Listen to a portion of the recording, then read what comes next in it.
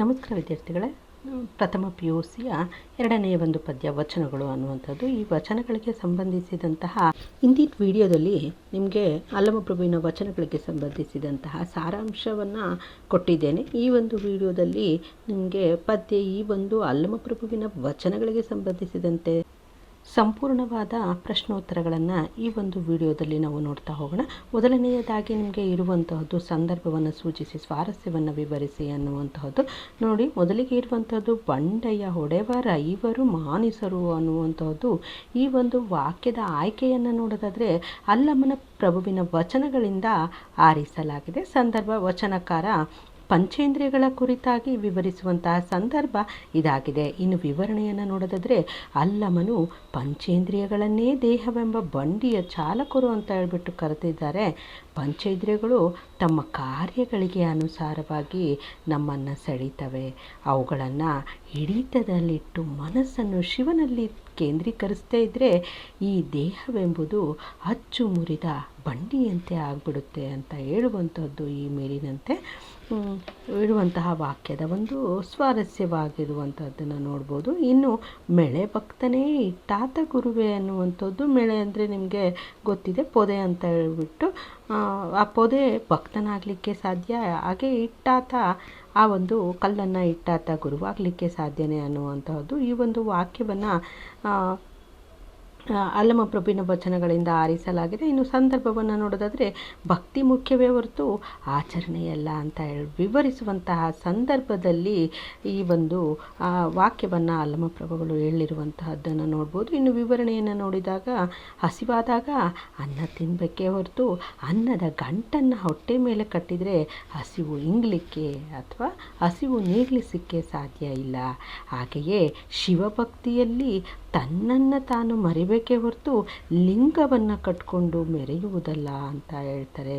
ಈ ರೀತಿ ಲಿಂಗ ಧರಿಸಿ ಮೆರೆಯುವವನಿಗೆ ನೀನು ಭಕ್ತನೇ ಎಂದು, ಲಿಂಗ ದೀಕ್ಷೆ ಕೊಡುವ ಗುರುವಿಗೂ ನೀನು ಗುರುವೇ ಎಂದು, ಕಟ್ಟಿಕೊಂಡ ಕಲ್ಲಿಗೂ ಇದು ಲಿಂಗವೇ ಅಂತ ಹೇಳ್ಬಿಟ್ಟು ಪ್ರಶ್ನಿಸ್ತಾ ಈ ಮೇಲಿನಂತೆ ಅಲ್ಲಮಪ್ರಭುಗಳು ಹೇಳಿರುವಂತಹದ್ದನ್ನು ನೋಡಬಹುದಾಗಿದೆ. ಇನ್ನು ಮುಂದಿನದು ನೀ ದೇವನಾದಡೆ ಎನ್ನನೇಕೆ ಸಲಹೆ ಅನ್ನುವಂಥದ್ದು. ಈ ಒಂದು ವಾಕ್ಯದ ಸಂದರ್ಭವನ್ನು ನೋಡೋದಾದರೆ ವಚನಕಾರ ದೇವರನ್ನು ಪ್ರಶ್ನಿಸುವಂತಹ ಸಂದರ್ಭವಾಗಿದೆ. ನೋಡಿ, ಈ ಅಲ್ಲಮಪ್ರಭುವಿನ ವಚನಗಳಲ್ಲಿ ಕೊನೆಯದಾಗಿರುವಂತಹ ಒಂದು ಅಲ್ಲಮಪ್ರಭುವಿನ ವಚನದಲ್ಲಿ ಒಂದು ಲೈನ್ ಬರುತ್ತೆ, ನೀ ದೇವನಾದಡೆ ಎನ್ನನೇಕೆ ಸಲಹೆ ಅನ್ನುವಂಥದ್ದು. ಈ ವಾಕ್ಯವನ್ನು ವಚನಕಾರ ದೇವರನ್ನೇ ಪ್ರಶ್ನಿಸುವಂತಹ ಒಂದು ಸಂದರ್ಭ ಇದಾಗಿರುವಂತಹದ್ದನ್ನು ನೋಡ್ಬೋದು. ಇನ್ನು ವಿವರಣೆಯನ್ನು ನೋಡಿದ್ರೆ ಯಾರು ಹಸಿದಾಗ ಅನ್ನವನ್ನು ಕೊಟ್ಟು ಬಾಯಾರಿದಾಗ ಬೊಗಸಿ ನೀರನ್ನು ನೀಡ್ತಾರೋ ಅವರು ದೈವ ಸಮಾನರು ಅಂತ ಹೇಳ್ತಾರೆ. ಅಥವಾ ದೇವರೇ ಅಂತ ಹೇಳುವ ಅಲ್ಲಮಪ್ರಭು ನಾನು ಅನ್ನವನ್ನು ನೀರನ್ನು ನೀಡ್ತಾ ಇರೋದ್ರಿಂದ ನಾನೇ ದೇವರು ಅಂತ ಹೇಳ್ತಾರೆ.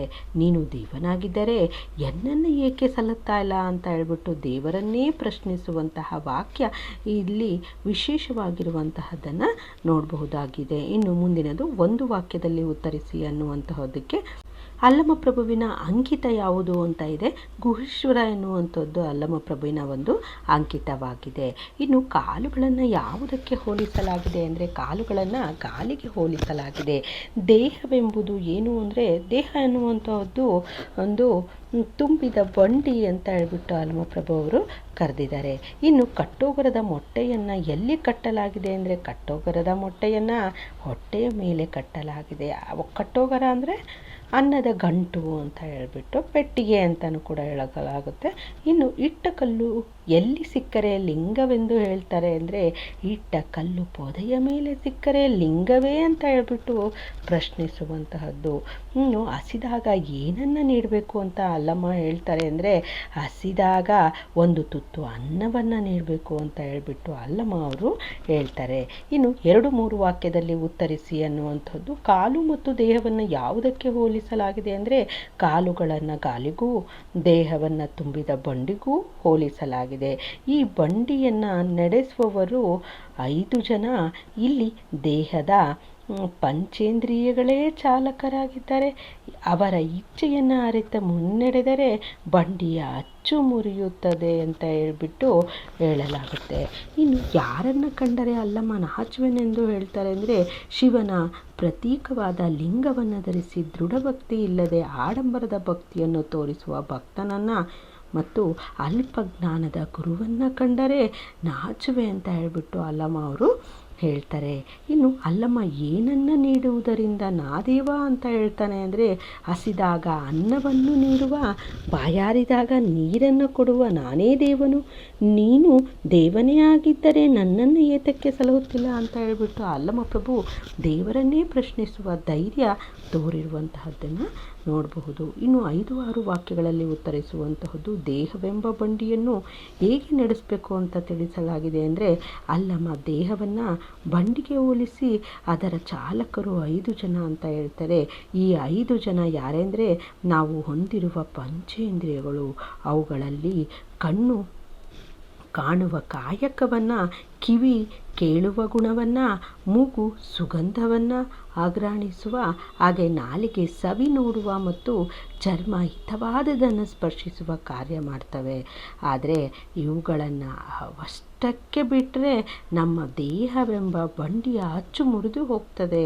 ಹಾಗಾಗಿ ಅವುಗಳನ್ನು ಹಿಡಿತದಲ್ಲಿಟ್ಕೊಂಡು ಮನಸ್ಸನ್ನು ಶಿವನಲ್ಲಿ ಕೇಂದ್ರೀಕರಿಸಬೇಕು, ಜೊತೆಗೆ ಭಗವಂತನ ಕೃಪೆಗೆ ಪಾತ್ರರಾಗಬೇಕು ಅಂತ ಹೇಳ್ಬಿಟ್ಟು ಹೇಳ್ತಾರೆ. ಇನ್ನು ಆಡಂಬರದ ಭಕ್ತಿಯನ್ನು ಅಲ್ಲಮ್ಮ ಹೇಗೆ ಖಂಡಿಸ್ತಾರೆ ಅಂದರೆ, ಅಲ್ಲಮ್ಮ ಪ್ರಭುಗಳು ವೇಷಧಾರಿಗಳನ್ನು ಕಂಡೊಡೆ ನಾಚುವೆ ಅಂತ ಹೇಳ್ತಾರೆ. ಹಸಿದಾಗ ಅನ್ನ ತಿನ್ನಬೇಕೇ ಹೊರತು ಅನ್ನದ ಗಂಟನ್ನು ಹೊಟ್ಟೆ ಮೇಲೆ ಕಟ್ಟಿದರೆ ಹಸಿವು ಇಂಗೋದಿಲ್ಲ. ಹಾಗೆಯೇ ಶಿವಭಕ್ತಿಯಲ್ಲಿ ತನ್ನನ್ನು ತಾನು ಮರಿಬೇಕೇ ಹೊರತು ಲಿಂಗವನ್ನು ಕಟ್ಕೊಂಡು ಮೆರೆಯುವುದು. ಈ ರೀತಿ ಲಿಂಗ ಧರಿಸಿ ಮೆರೆಯುವವನಿಗೆ ನೀನು ಭಕ್ತನೇ ಅಂತ ಹೇಳ್ಬಿಟ್ಟು, ಲಿಂಗ ದೀಕ್ಷೆ ಕೊಡುವ ಗುರುವಿಗೂ ನೀನು ಗುರುವೇ ಅಂತ ಹೇಳ್ಬಿಟ್ಟು, ಹಾಗೆ ಕಟ್ಟಿಕೊಂಡ ಕಲ್ಲಿಗೂ ಇದು ಲಿಂಗವೇ ಅಂತ ಹೇಳ್ಬಿಟ್ಟು ಪ್ರಶ್ನಿಸ್ತಾನೆ. ಭಕ್ತಿ ಮುಖ್ಯವೇ ಹೊರತು ಆಚರಣೆಯಲ್ಲ ಎಂಬುವಂಥದ್ದು ಅಲ್ಲಮ್ಮನ ಒಂದು ಮನೋಭಾವ ಆಗಿದೆ.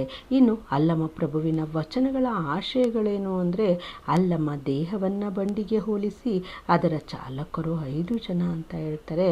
ಪಂಚೇಂದ್ರಿಯಗಳು ಒಂದಕ್ಕೊಂದು ಸಮವಿಲ್ಲ. ಪಂಚೇಂದ್ರಿಯಗಳಾದ ಕಣ್ಣು, ಕಿವಿ, ಮೂಗು, ನಾಲಿಗೆ ಮತ್ತು ಚರ್ಮ ತಮ್ಮ ಕರ್ಮಗಳಿಗೆ ಅನುಸಾರವಾಗಿ ನಮ್ಮನ್ನು ಸೆಳೀತವೆ. ಅವುಗಳನ್ನು ಹಿಡಿತದಲ್ಲಿಟ್ಟು ಮನಸ್ಸನ್ನು ಶಿವನಲ್ಲಿ ಕೇಂದ್ರೀಕರಿಸ್ತಾ ಇದ್ದರೆ ಈ ದೇಹವೆಂಬುದು ಅಚ್ಚು ಮುರಿದ ಬಂಡಿಯಂತೆ ಆಗ್ಬಿಡುತ್ತೆ ಅಂತ ಹೇಳಿದ್ದಾರೆ. ಇನ್ನು ಹೊಟ್ಟೆಯ ಮೇಲೆ ಅನ್ನದ ಗಂಟನ್ನು ಕಟ್ಟಿದರೆ ಹಸಿವು ಹೋಗುವುದೇ ಅಂತ ಪ್ರಶ್ನಿಸ್ತಾರೆ. ಇನ್ನು ಶರೀರದ ಮೇಲೆ ಲಿಂಗವನ್ನು ಧರಿಸಿದರೆ ಧರಿಸಿದಂತಹವನು ಭಕ್ತನಾಗಬಲ್ಲನೇ ಅಂತ ಪ್ರಶ್ನಿಸ್ತಾರೆ. ಇನ್ನು ಪೊದೆಯ ಮೇಲೆ ಇಟ್ಟಂತಹ ಕಲ್ಲು ಲಿಂಗವಾಗಬಲ್ಲುದೇ ಅಂತ ಹೇಳ್ತಾರೆ. ಇನ್ನು ಪೊದೆ ಭಕ್ತನಾಗಬಲ್ಲುದೇ, ಪೊದೆಯ ಮೇಲೆ ಕಲ್ಲು ಇಟ್ಟಾತ ಗುರುವಾಗಬಲ್ಲನೇ. ಈ ರೀತಿ ವೇಷಧಾರಿಗಳನ್ನು ಕಂಡು ನಾಚುವೆ ಅಂತ ಹೇಳ್ಬಿಟ್ಟು ಅಲ್ಲಮ್ಮ ಪ್ರಭು ಹೇಳ್ತಾನೆ. ಇನ್ನು ಹಸಿವಾದಾಗ ಅನ್ನ ತಿನ್ನಬೇಕೇ ಹೊರತು ಅನ್ನದ ಗಂಟನ್ನು ಹೊಟ್ಟೆ ಮೇಲೆ ಕಟ್ಟಿದರೆ ಹಸಿವು ಇಂಗೋದಿಲ್ಲ. ಹಾಗೆಯೇ ಶಿವಭಕ್ತಿಯಲ್ಲಿ ತನ್ನನ್ನು ತಾನು ಮರಿಬೇಕೇ ಹೊರತು ಲಿಂಗವನ್ನು ಕಟ್ಕೊಂಡು ಮೆರೆಯೋದಲ್ಲ ಅಂತ ಹೇಳ್ತಾರೆ. ಈ ರೀತಿ ಲಿಂಗ ಧರಿಸಿ ಮೆರೆಯುವವನಿಗೆ ನೀನು ಭಕ್ತನೇ ಅಂತ ಹೇಳ್ಬಿಟ್ಟು ಪ್ರಶ್ನಿಸ್ತಾರೆ. ಲಿಂಗ ದೀಕ್ಷೆ ಕೊಡುವ ಗುರುವಿಗೂ ನೀನು ಗುರುವೇ ಅಂತ ಹೇಳಿ, ಹಾಗೆ ಕಟ್ಟಿಕೊಂಡ ಕಲ್ಲಿಗೂ ಇದು ಲಿಂಗವೇ ಅಂತ ಹೇಳಿ ಪ್ರಶ್ನಿಸ್ತಾರೆ. ಭಕ್ತಿ ಮುಖ್ಯವೇ ಹೊರತು ಆಚರಣೆಯಲ್ಲ ಎಂಬ ಮನೋಭಾವ ಇಲ್ಲಿ ಕಾಣಬಹುದಾಗಿದೆ. ಹಾಗೆ ಯಾರು ಹಸಿದಾಗ ಅನ್ನವನ್ನು ಕೊಟ್ಟು ಬಾಯಾರಿದಾಗ ಬೊಗಸೆ ನೀರನ್ನು ನೀಡ್ತಾರೋ ಅವರು ದೈವ ಸಮಾನ ಅಥವಾ ದೇವರು ಅಂತ ಹೇಳುವ ಅಲ್ಲಮ್ಮ ಪ್ರಭು, ನಾನು ಅನ್ನವನ್ನು ನೀರನ್ನು ನೀಡ್ತಾ ಇರೋದ್ರಿಂದ ನಾನೇ ದೇವರು ಅಂತ ಹೇಳ್ತಾರೆ. ನೀನು ದೇವನಾಗಿದ್ದರೆ ನನ್ನನ್ನು ಏಕೆ ಸಲ್ಲುತ್ತಾ ಇಲ್ಲ ಅನ್ನುವಂಥ ರೀತಿಯಲ್ಲಿ ಪ್ರಶ್ನಿಸಿರುವಂತಹದ್ದನ್ನು ನೋಡಬಹುದಾಗಿದೆ. ಇಷ್ಟು ನಿಮ್ಮ ಒಂದು ವಚನಗಳಲ್ಲಿ ಮೊದಲನೆಯದಾಗಿ ಅಲ್ಲಮ್ಮ ಪ್ರಭುವಿನ ವಚನಗಳಿಗೆ ಸಂಬಂಧಿಸಿದಂತಹ ಸಂಪೂರ್ಣವಾದಂತಹ ಪ್ರಶ್ನೋತ್ತರವಾಗಿತ್ತು. ಮುಂದಿನ ಒಂದು ವಚನದ ಒಂದು ಸಾರಾಂಶ ಮತ್ತು ಪ್ರಶ್ನೋತ್ತರವನ್ನು ಮುಂದಿನ ವಿಡಿಯೋದಲ್ಲಿ ನೋಡೋಣ. ಧನ್ಯವಾದಗಳು.